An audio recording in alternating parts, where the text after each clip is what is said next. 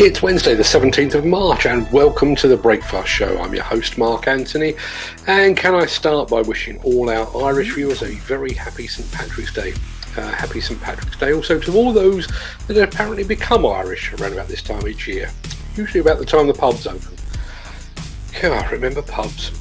We will get to the news headlines in a second, but let's start as always with our celebrity birthday shout out. So many happy returns to actors Rob Lowe and Kurt Russell, both born on this day and both of whom strangely refuse to age.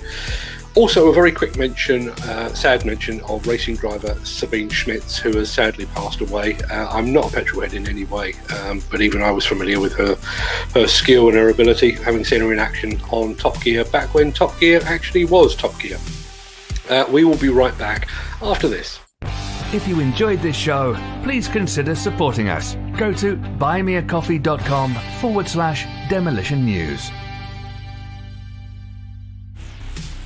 Now, the UK government has kicked off its Green Revolution, awarding nearly £1 billion for carbon retrofit projects to cut emissions from public buildings, schools and hospitals. Cash will be used to fund 429 projects across England, funding low-carbon heating systems such as heat pumps, solar panels and energy-efficient measures like insulation and LED lighting. Funding awards come as the government also sets out its new industrial decarbonisation strategy to slash emissions by 2/3 in just 15 years. The release of funds follows yesterday's report from the Construction Industry Training Board that suggests around 80% of the buildings that will be in use in 2050 have already been built. These could represent as much as 95% of future built environment emissions. The CITB says, their report says, that reducing emissions to net zero will require retrofit work on up to 27 million domestic and 2 million non-domestic buildings. One thing that strikes me about this, obviously this is not strictly demolition, but I know demolition companies are very, very quick to adapt and to spot an opportunity. There must be potential. There will be materials coming out of these old buildings. That's got to be a potential winner for the forward-thinking demolition contractors amongst us. The next story allows me to give you a bit of a glimpse behind the national media curtain for just a second. You might remember when the COVID crisis hit, equipment manufacturer JCB was forced to lay off some staff at its factories as they went into an enforced lockdown. As the company is a household name here in the UK, this was big news across the national media. I wonder if today's more positive news will meet the doom and gloom standards of TV executives and newspaper editors, because JCB has today launched a recruitment drive for hundreds more shop floor employees and announced plans to give hundreds more agency employees permanent contracts as demand for construction equipment continues to soar. Last month, the company revealed it was hiring more than 400 UK shop floor agency employees and giving permanent JCB contracts from April the 1st to more than 300 existing agency employees. Today, the company has announced it will be recruiting a further 450 agency shop floor employees at its factory in Staffordshire, Derbyshire and Wrexham, and later this year will give an additional 400 agency shop floor employees with more than 1 year's service permanent JCB contracts. JCB's operating officer Mark Turner said the rebound following the COVID-19 pandemic continues to gather pace, and even in the space of a month since we started recruiting, we now need another 450 shop floor employees. The creation of a total of 850 jobs this year is very good news for our business and for the areas where we operate. It's also good news that this year we will give permanent JCB contracts to more than 700 agency employees starting this month.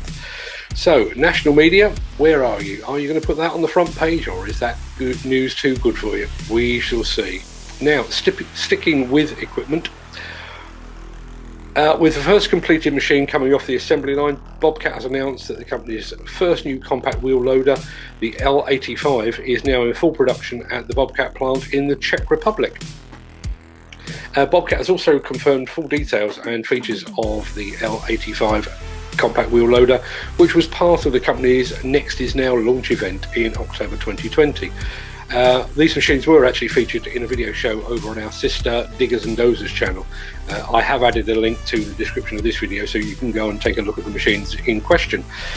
By entering the wheel loader category, Bobcat now has the largest loader portfolio of any manufacturer in the world, which is somewhat impressive. To meet demand, an additional fourth production line has also been built at the company's plant in the Czech Republic. The capacity of the new production line is around 1,000 machines per year, and it represents an investment of over €1 million. And finally, those fine folks over at market intelligence provider the Builders Conference have today provided us with not one but two key tender updates that might be of interest to the UK demolition fraternity. The first is the construction of a £7 million care home in Chichester for client Cinnamon Care Capital. Apparently a company called Highwood Construction has won the contract to build a new 55-bed care home, but the existing building is to be demolished first. Also, given that it's St Patrick's Day, it seems only right that we should feature something equally spiritual in the Project Leads section of today's show. Emmanuel Church in Old Hall Road in Northwich is to be demolished and replaced by a more modern church. The construction of this project is currently out to tender, with both Conlon Construction and Knights Construction thought to be vying for the job.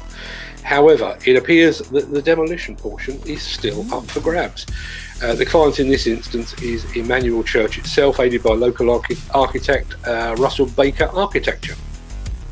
To find out more about these projects and for other qualified project leads, head on over to buildersconference.co.uk. Now, since it is St Patrick's Day, I find myself faced with multiple choices about how I spend the rest of my day. I could do a spot of snake banishing, I guess, but to be honest, we don't have a major snake problem here in Surrey, and besides, it is a bit chilly out. And I could sit and reminisce about the time when I could drink Guinness without fear or regret. Alternatively, I could play the Pogue's greatest hits at maximum volume for the entire day. And on this occasion, I think the Pogues might just get my vote. So, have a good day, stay safe out there, and I'll see you again tomorrow, same time, same place, for, I think is episode 18 of the Breakfast Show. Thanks for watching, thanks for tuning in, thanks for taking part, and I will see you again tomorrow.